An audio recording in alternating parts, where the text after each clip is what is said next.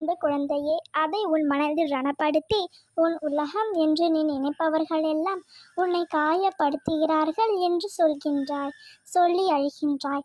அவர்கள் ஏன் உன்னிடம் இப்படி நடக்கின்றார்கள்? மற்றவர்களுக்கு ஒரு நியாயம், எனக்கு மட்டும் ஒரு நியாயமா? நான் செய்கின்ற செயல்கள்தான் தவறு என்று சொல்கின்றார்கள். ஆனால் என்னை அந்த அளவிற்கு தள்ளியது சூழ்நிலை. அதற்கு நான் எப்படி காரணம் என்றுதானே புலம்புகின்றாய்? இந்த சூழ்நிலையில் விட்டுவிடு. நான் உனக்காகத்தான் இருக்கின்றேன்.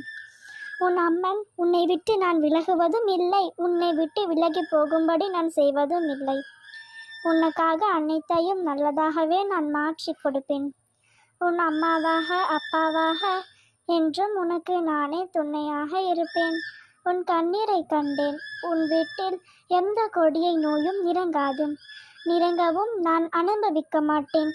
யார் இருக்கின்றேன் குழந்தையும், கலங்காதே. உன்னுடைய பாரங்களில் எனது சாரத்தில் சமர்ப்பித்துவிடு. உன்னை பாதுகாத்து கரை சேர்ப்பது எனது பொறுப்பு. தன்னின் தொகை மட்டும் இழந்து விடாதே.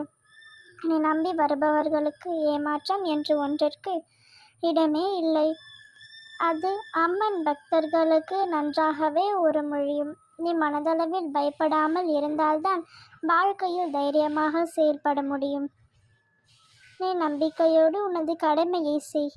நல்ல வசந்த காலம் உனக்காக காத்து கொண்டிருக்கிறது. நீ விரும்பிய அனைத்து வளங்களையும் உன்னை வந்து சேரும் நேரம் நிச்சயம் உண்டு. நீ நினைத்த காரியம் நிறைவேறும். நல்லதே நடக்கும். வாழ்க்கையில் நினைப்பது ஒன்று, ஆனால் நடப்பது வேறொன்று. ஏன் இப்படியெல்லாம் நடத்துவது, எதற்காக இப்படி நடக்கிறது என்று புரியாமல் அதுவே நினைத்து கவலைப்பட்டு கொண்டிருக்காதே, பதற்றப்படாதே. துன்பத்தில் இருக்கும் பொழுது அதை கண்டு ஓடாதே. அதை கண்டே துன்பத்தை கண்டு துவண்டு விடாமல் நின்று தைரியமாக எதிர்கொள். முதலில் ஒன்றை புரிந்து கொள் குழந்தையே. மற்றவர்கள் மாதிரி அப்படியே நாமும் ஏற்க வேண்டும் என்று நினைத்தால் அது நீ தோல்விதான் அடைவாய் குழந்தையே. என்றும் நீ நீயாகவே இருந்தால் ஒரு பொழுதும் தோல்விக்கு வாய்ப்பு உனக்கு இல்லை. எதையும் நினைத்து பயப்படாதே. முள் அருகேதான் நானும் இருக்கின்றேன்.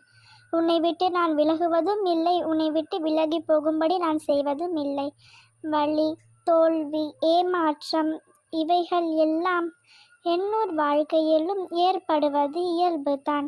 அதை காரணமாக வைத்துக்கொண்டு பின் உன்னுடைய கடமைகளை தவறாதே குழந்தையே. முதலில் மனதில் உள்ள எண்ணங்களை எது சரி எது தவறு என்பதை நீ தீர்க்கமாக முடிவு செய்துவிடு. அதை பிறகு செயல்களில் ஈடுபடு. வாழ்க்கையில் நீ செயல்படும் இயல்கள் எல்லாமே இருந்தாலும் அதிர்ச்சியும் தோல்வியையும் அதற்கான சமமான வழிகளையும் பக்குவத்துடன் இருந்தால் உன்னுடைய விஷயங்களும் குழப்பங்களும் வராது குழந்தையே. இதுவரை தோற்றதையும் நம்பிக்கை இழந்ததையும் ஒரு அனுபவமாக எடுத்துக்கொள். ஓம் சக்தி. ஓம் அதிபரா சக்தி.